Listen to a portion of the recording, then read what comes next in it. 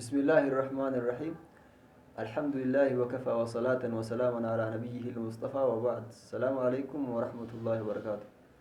كما جمتوتا رجفتوتا قبي كنيا كن سجنتا كنا سجنتا أدا أفرا كسماتي كسمة أدا تك كيارا كوني إسنيف ديانة نجرا كسمان كن أكان نما artiist lama keessatti shabaaba reef lafaa dhufaa jirudha. Hojiiwwan artiist lama jabeessuu keessatti cimsuu keessatti sagalee uummata islaamaa babal'isuu keessatti kan reef dhalatee cimaa ta'e jirudha. Shabaabni kun eenyuuni maaliin hojjete artiist lama keessatti gaheen inni qabu gahee akkamiiti dandeettii akkamii qaba jedhu kan waliin ilaalu ta'a. Artiin islaamaa yookiin nashiida garagaraa sagalee garagaraatiin islaamummaa ibsuun faaya islaamummaa bareeduma islaamummaa ifa islaamummaa ibsuun seenaa keessatti zamana rasuulaa keessatti illee hedduu sahaabotaa fi akkasuma hadiisa keessatti kan dhufedha jechuudha. Rasuulli alayhi salaatu wasalaam Hassaan ibn Saabitiin yeroo warri mushrikaa warri Makkaa rasuula arrabsaatiin ture rasuulis Hassaaniin waan akkanaa jedhiitii nurraa deebisi jedhaniini jajjabeessaatiin turan jechuudha. Rasuulli Hassaaniin jajjabeessaatiin turan. Kanaaf artiin islaamummaa keessatti iddoo guddaa qabaatu hubachaa nutis shabaaba guyyaa har'aa affeerre namoota hedduudhaaf fakkeenya akka ta'u namni hedduun isarraa baratee akka isaa ta'uu akka danda'u akka irraa hubattaniif asitti isin affeerreetiin jirra. Hanga xumura qophii kennaatitti waliin turaa isin jecha gamanumaan gama keessummaa kennaatti isin dabarsina turtii gaarii. Dura keessummaa kennaan baga nagaan dhufte. Assalaamu alaykum warahmatullahi wabarakatuh. Wa alaykum salaam warahmatullahi wabarakatuh. Baga waamichaa kennaa kabajjee asitti argamte isin jecha sagantaa yookiin gaafii isiniif qabadhee dhufetti osoo hin dabrin dura daawwattoota kennaa wal isin barsiifnaa. Nuuraan eenyuunni eessatti dhalatee seenaa jireenya keetii gaafii naannoo ibsi. Ayyee maqaan kiyya Nuura Aliyyi jedhama. Kan itti dhaladhe godina Baalee magaalaa Roobee ganda naannoo Roobee keessatti dhaladhe. Jiraataa ganda kanaati. Tolee maqaan kee nuuf ibsitee jirta. Namni hundiniyyuu sadarkaa jirurratti wanta garagaraa irra jira. Mee Nuuraan barataadha moo naggaadheedha moo maaliin sadarkaa barnoota keetii maal irra jirtu? Hojiin kiyya barataadhallee akkasuma karaa hojiitiinis akkasuma hojii qaba. Karaa barumsaa diiniitiinis karaa hundaan barumsa ammayyaa kutaa meeqarratti? Barumsa ammayyaa amma naannoo kutaa 10ti. Akkasuma hojiin kiyya kaaffee intarneetaa sabaaf kan jedhamu magaalaa Roobee keessatti kan argamu qaba waan ta'eef hojiin kiyya kanneen. Tolee dhiheenya kana sagantaa yookiin qophii addaa hawaasa magaalaa kanaatiif qopheessiteetiin turte. Mee maal qopheessite hawaasa kanaaf? Wanni ani qopheesse nashiidaa albamni isii shabaaba jedhamtu kan magaalaa Roobee keessatti yeroo darbee galma abbaa gadaa keessatti eebbifamte takka qopheeffadhee ture. Wanni nashiidaa kana yookaan aartii kana ittiin qopheessuu sababa naa ta'e tokkoffaa irratti nashiidaan sun albamni isii shabaaba jetti.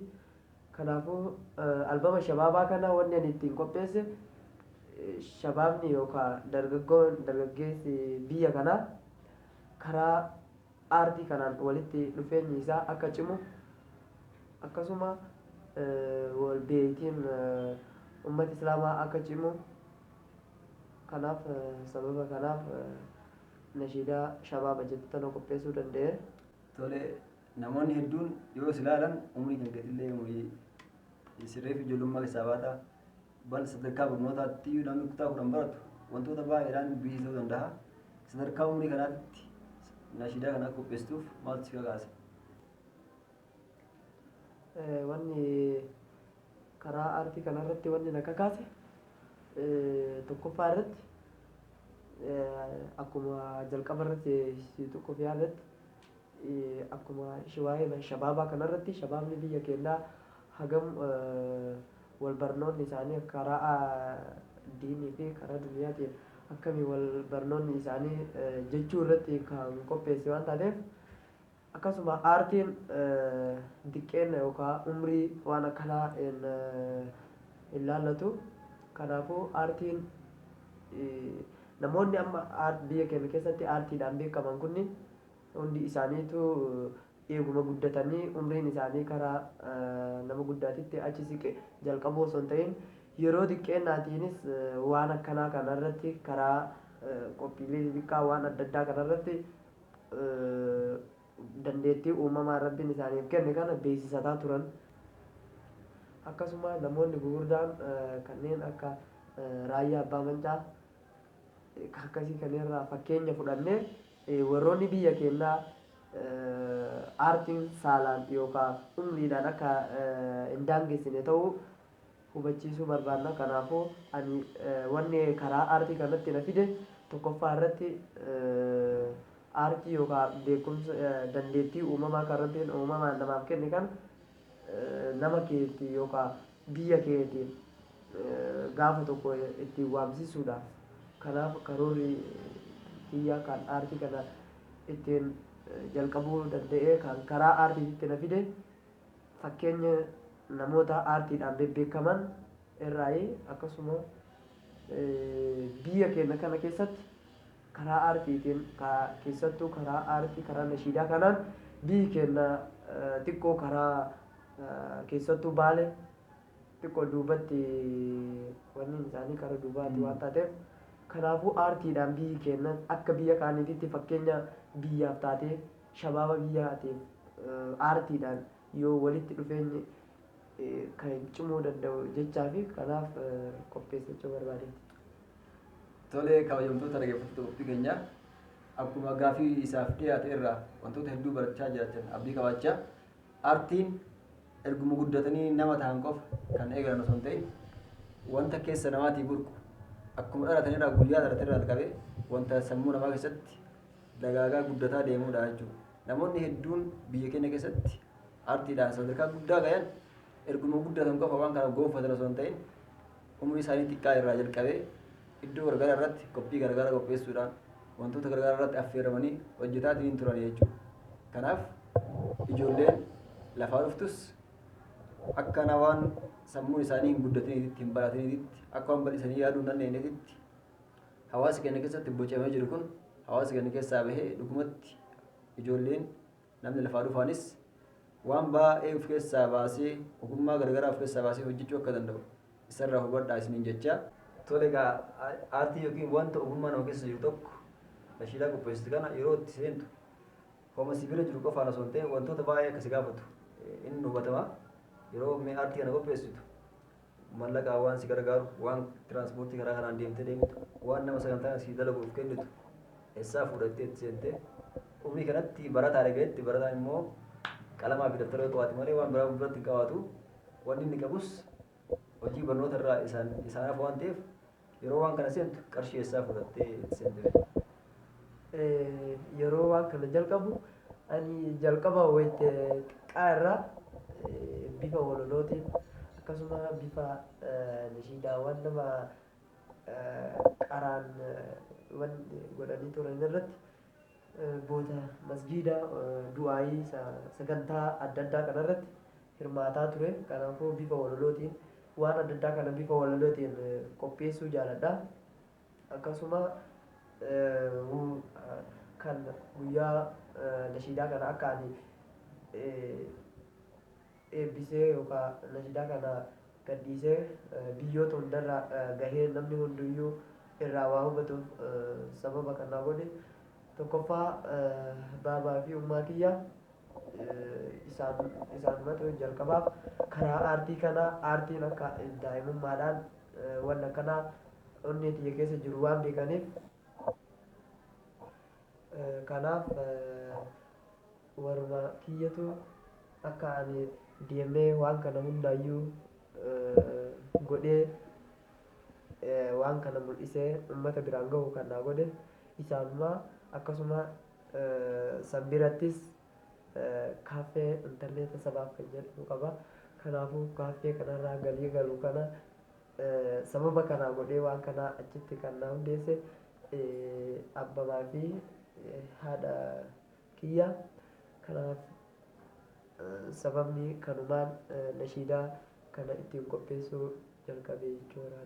Qophii keenya sagantaa yookiin nashiidaa albama shabaab jedhu kan barataa Nuura ittiin qophaa'e keessaa sagantaa tokko kan isin affeeru ta'a. Mee nashiidaa hedduu qopheessi keessaa kan haalaan sitti tolu hawaasa keenya affeeru. Nashiidaan haalaan natti toltu nashiidaa shabaabaati. Tapha waa'ee shabaabaatiin dalage takka isima santu natti tola. Isuma isiniif dhiyeessuu barbaada. Allahu ya Allahu ya Allahu shababni wal ga'un dini dafata'u shababni wal ga'un dini dafata'u Allahu ya Allahu ya Allahu shababni wal ga'un dini dafata'u shababni wal ga'un dini dafata'u alhamdulillahi ya moti yaltahe simatunuf qode karakenu kae simatunuf qode karakenu kae Allahu ya Allahu ya Allahu shababni wal ga'un dini dafata'u shababni wal ga'un dini dafata'u Allahu ya Allahu ya Allahu shababni wal ga'un dini dafata'u shababni wal ga'un dini dafata'u yeroo shababa mafdida wal geti gizen shababa mafdida wal geti kaati wal yama karahakititi dinin of jabesa isin shababoti dinin of jabesa isin shababoti Allahu ya Allahu ya Allahu shababni wal ga'un dini dafata'u shababni wal ga'un dini dafata'u shababni wal ga'un dini dafata'u ya shababakiya maltate me'ati oso yeroo qabdu mafgubda sa'ati mana harama fi yoka kumaritti wambu ahin qabnef guya qiyamati wambu ahin qabnef fula rahmanitti Allahu ya Allahu ya Allahu shababni wal ga'un dini dafata'u shababni wal ga'un dini dafata'u Allahu ya Allahu ya Allahu shababni wal ga'un dini dafata'u shababni wal ga'un dini dafata'u ya kadilin tante wa hunda rajaltu dafif samadu yeronte gababdu dafif samadu yeronte gababdu Allahu ya Allahu ya Allahu shababni wal ga'un dini dafata'u shababni wal ga'un dini dafata'u Allahu ya Allahu ya Allahu shababni wal ga'un dini dafata'u shababni wal ga'un dini dafata'u شبابني والقاون ديني دفاتأو شبابني والقاون مسجد هاتأو شبابني والقاون مناني فاتأو شبابني والقاون خيري دفاتأو الله يا الله يا الله شبابني والقاون ديني دفاتأو شبابني والقاون ديني دفاتأو الله يا الله يا الله شبابني والقاون ديني دفاتأو شبابني والقاون ديني دفاتأو Tole egaa dhaggeeffattoota kennaa nashiidaa isin affeer waliin dhaggeeffannee walitti deebiin jirra. Dhugumatti aartiin islaamaa yookiin immoo nashiidaan wantoota gumaachi namni addunyaa kana keessa gumaachuu keessaa isa ol aanaadha jedhamee ilaallama. Maaliif jennaaniin fakkeenyaaf namni kitaaba barreessuu fi namni sagaleedhaan waa qopheessu garaagarummaa qabaa jiran. Namni kitaabaan barreesseetiin hin jedhu kitaabni inni barreesse yookaan ijaan qofatu yookiin immoo ijaan qofatu dubbisee irraa hubachuu danda'a jira. Yookiin immoo kitaaba namichi barreessitu hin jedhu lama qubee kitaabni ittiin barreeffame san nama beeku qofatu irraa hubachuu danda'a jira. Garuu namni sagalee qopheessu, namni nashiidaa qopheessu, namni ijaa hin agarrees, namni afaan dubbachuu hin dandeenyes, namni dhukkubsatee ciisus bakkuma ciisutti namni hundinuu dhaggeeffachuu danda'a. Namni yeroo karaa deemu dhaggeeffataa deemuu danda'a jiran. Konkolaataan deemee, xiyyaaraan deemee, lafuyyuu deemee bakka namni jirutti sagalee nama bira geetti jedhan. Akkasuma kitaabni namni barreessu baay'inaan magaalaa sana keessaa fagaatee deemuu hin danda'u jedhan kitaabni. Garuu namni nashiidaa qopheessu guyyaa takkatti addunyaa kana hunda wal gahuu danda'a jedhan. Kanaaf nashiidaa qopheessuun yookiin immoo sagaleedhaan aartii islaamaa guddisuun iddoo hundaaf gahu, iddoo ifaan jiruu fi iddoo ifaan hin jirre bakka hunda gahuu akka danda'u, magaalaa fi baadiyyaa keessatti hawaasa hunda bira gahuu akka danda'u kana keessatti namoonni hedduun deeggaraatiin turanii. Kanaaf dhugumatti aartiidhaan yookiin immoo sagalee islaamaatiin islaamummaa ibsuun faaya islaamummaa bakka hundaan gahuun iddoo guddaa qabatu isinii dhaamaa. Gama xumuraa qophii keenyaatti kan gennee isiniin jira. Namoonni hedduun magaalaa keenya dabalatee iddoo jiran hunda keessatti shabaabni hedduun ogummaawwan garaagaraa hedduutu isaan keessa jira. Namoonni hedduun kitaaba barreessuu danda'a. Namoonni hedduun immoo sagalee garaagaraa qopheessuu danda'a. Garuu keessa ofiitti sodaa wayiitti dhagahame osuma of keessatti dho'isan isaan keessatti dhokaatii hafaatiin hin jira jechuudha. Kanaaf namoota akkanaa kanneen maal jettaan? Namoota akkanaa kanneen namoota aartiidhaan keessattuu karaa aartii nashiidaa kanaan namoota hedduudha kan aartii walitti qindeessuu danda'u. Garuu namni aartiin kun onni yookaan uumamaan kennaadhaan kan of keessaa qabu kan ofii ammootu karaa hawaasa biraan gahuu sodaatan. Kanaaf wanni an dhaamu dhumarratti wanni an isaaniif dhaamu karaa aartiititti koottaa aartiin umrii filatu yookaan karaa nama gaheessaatitti siqanii aartii kana oofuudhaaf yookaan aartii kana hawaasa biraan gahuun yoo amma aartii kanarraa waan tokko mul'isaa deemte gaafa sanis bakka wayiitiin si gahuu danda'a. Aartii namoonni of keessaa qabdan amma hawaasa keessan biraan gahadha jechuun ni barbaada.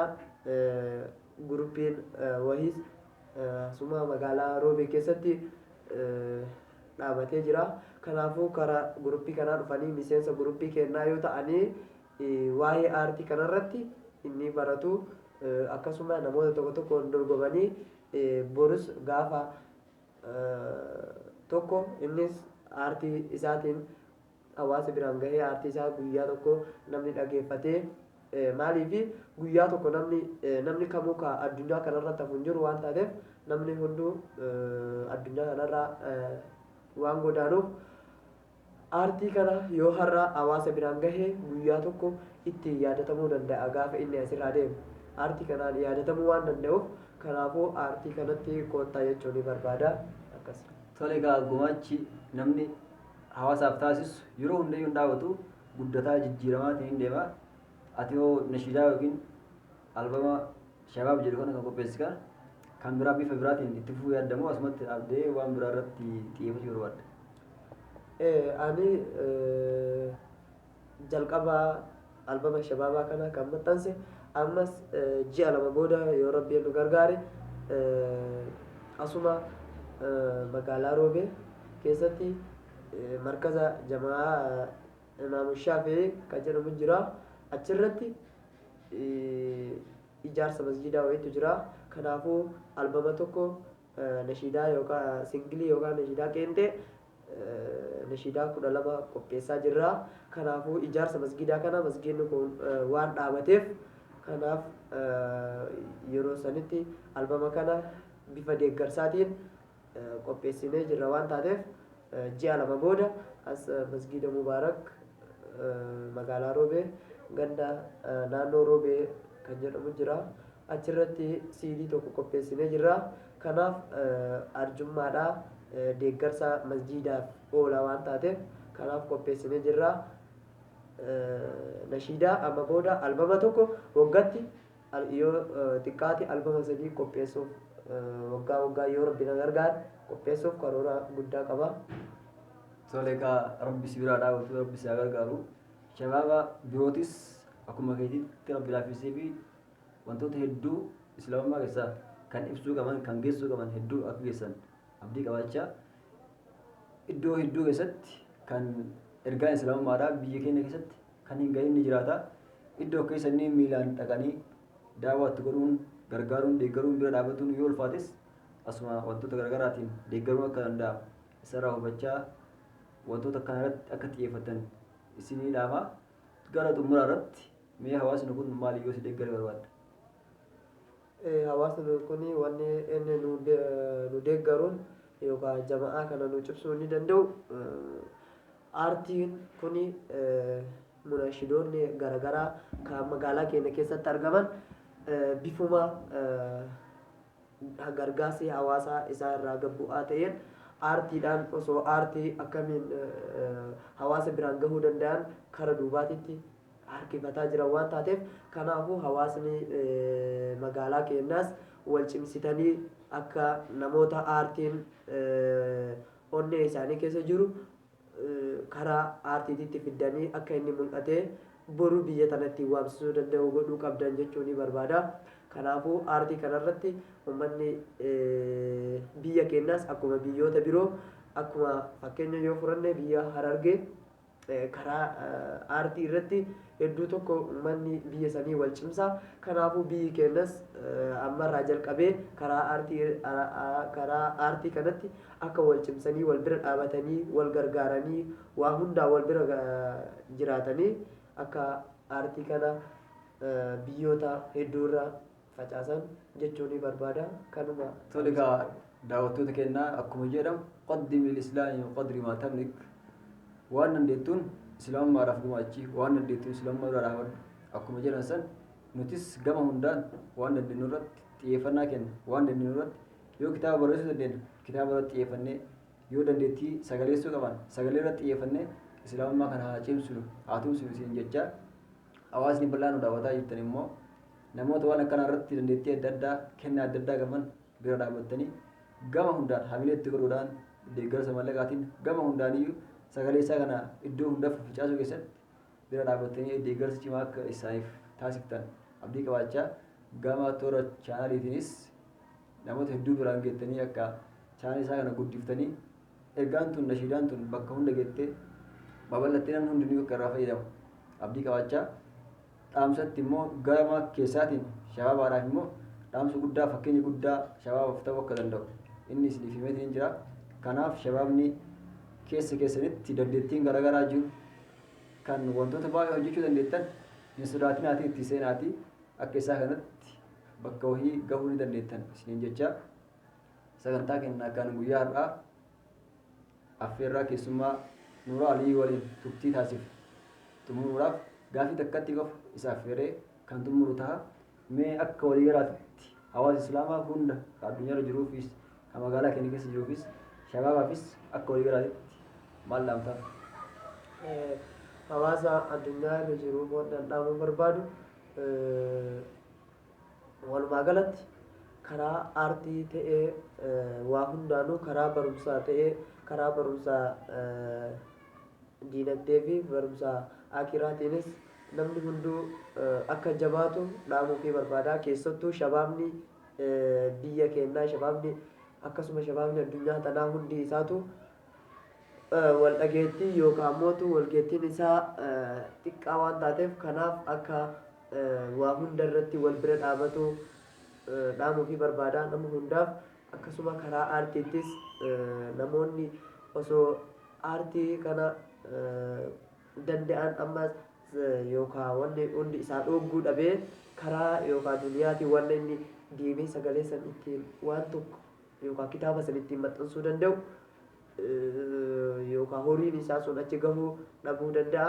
Kanaafuu uummanni biyya keenyaa hawaasni addunyaa tanaa kulliin namoota akkanaa kanaaf akka deeggarsa gootan namoota aartiin onnee isaa keessa jiru akka inni hawaasa biraan gaatu akka gootaniif isinii dhaamuu barbaada. Kanaafuu aganuma jechuu barbaada. Ji'a 2 booda albama tokko qopheessan irratti hundi keessanuu dhuftanii akka hirmaattan akkasuma nashiidaa jalqabaa albamni isii shabaaba jettu argachuu barbaadan al-imaan tv seentanii achi keessatti argachuu dandeettanii chaanaala sanis sabskiraayib akka nu gootan dhaamuu fi barbaada.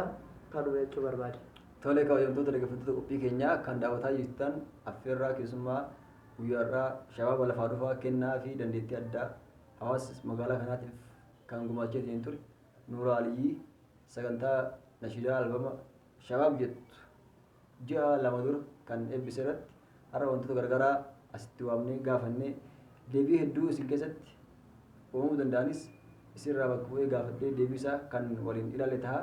Wanta baay'ee shabaaba kanarraa barattanii isinis keessa keessanitti kaka'umsa guddaa godhatanii fuuldura borii keessan maqaa keessan akka waamsiftan abdii qabaachaa kan har'aa kanumaan goolabnaa toora chaanaalii al-imaan jedhu irraan seentanii sagantaa kanas daawwattanii iddoo hundatti gamaleessuu akka qabdan isinii dhaama. Kan har'aa kanumaan goolabnaa an sagantaa kana gaafataa ta'ee kan isa gaafadhee deebii isaa isin biraan ga'e Sa'iid Muhammad jedhama. Kan har'aa kanumaan goolabnaa akkasuma warroota kaameraa fi editara hundaan hedduu baratamaa jecha kan har'aa kanumaan goolabnaa. Wassalaamu alaikum warahmatullahi wabarakaatuh.